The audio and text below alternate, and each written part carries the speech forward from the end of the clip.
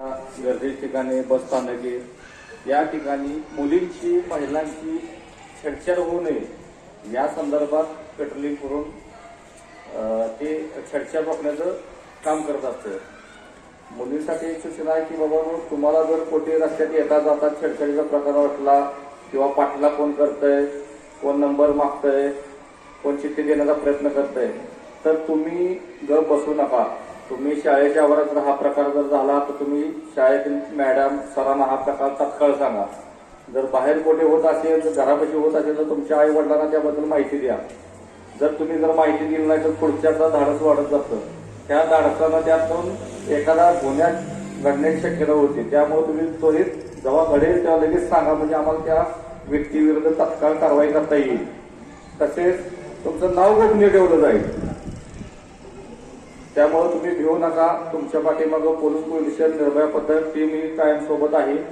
तसेच आता cyber fraud हा एक विषय नवीन आता डोकेदुखीचा ताप झालेला आहे की आपण मोबाईल वापरत असतो.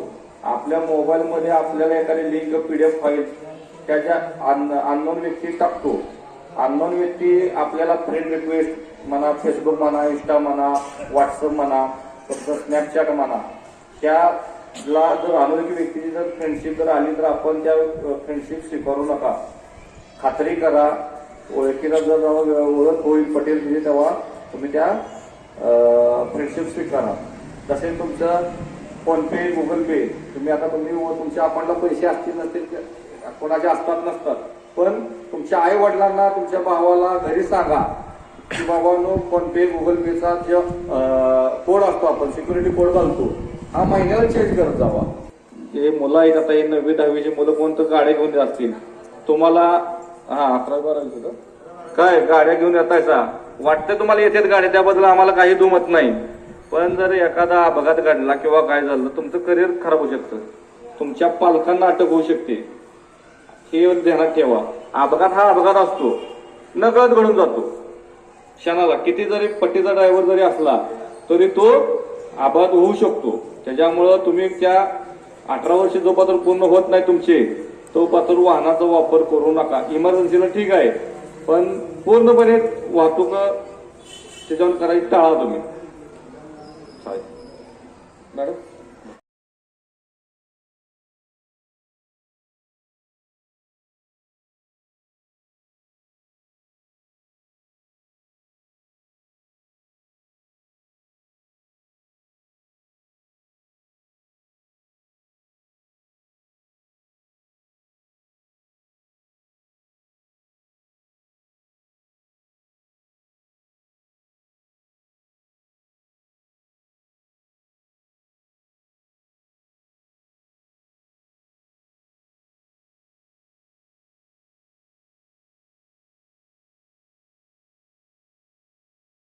न करण्याची प्रतीक्षा. आम्ही सांगली जिल्हावासीय अशी प्रतिज्ञा करतो की आम्ही मुलाचे लग्न 18 वर्षाच्या आत, मुलाचे लग्न 21 वर्षाच्या आत करणार नाही. आम्ही बालविवाहाच्या कोणत्याही कार्यात सहभागी होणार नाही. तसेच बालविवाहास प्रत्यक्ष अप्रत्यक्ष मदत करणार नाही. बालविवाहाने मुला मुलींच्या शैक्षणिक, सामाजिक, मानसिक तसेच शारीरिक आयुष्यावर दुष्परिणाम होणार नाही याची आम्ही जाणीव करून देत आहोत. बालविवाह हा कायदेशीर गुन्हा असून त्यासाठी तुरुंगवासाची शिक्षा तरतूद केली आहे. आम्हास माहीत आहे बालविवाहाची माहिती मिळाल्यास आम्ही चाइल्ड हेल्पलाईन 1098 या क्रमांकावर ताबडतोब संपर्क करून प्रशासनाला सहकार्य करू. आम्ही आमच्या मित्रात नातेवाईकात